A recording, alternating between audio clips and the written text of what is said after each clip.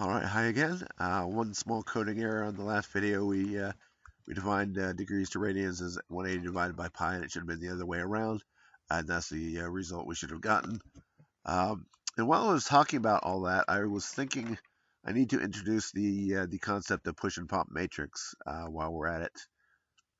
So let's see. Let's start with a drawing object.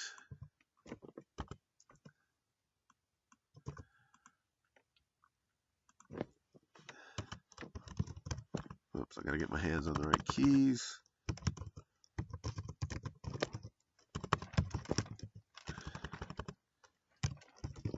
There we go. And say you're drawing something and you translate it and rotate it to a certain place, and then you decide you need to work in another area for a while, but then you want to come back to it later. This is what push and pop matrix is about. It's also good for recursion where you need to move around a lot. The Eterno drawing was a good example where you use those brackets. That's actually implemented via push and pop matrix.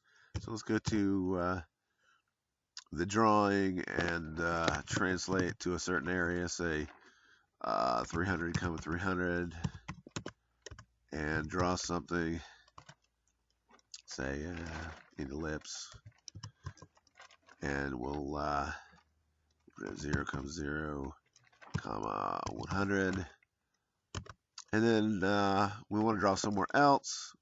We'll do a d dot push matrix.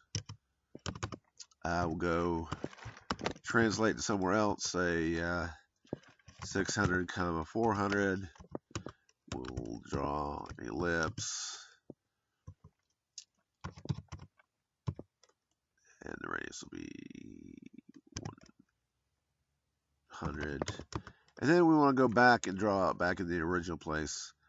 We'll do d dot pop matrix, and we'll do an ellipse there, and we'll put it at 150 radius, and we should see what happens here. Let's see, what did I do? Translate, as always, forget to put the third parameter on translate. Let's see, did I forget another one?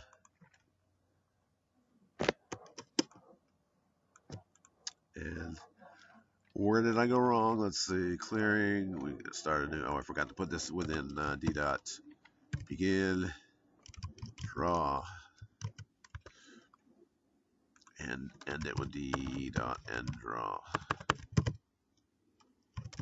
All right.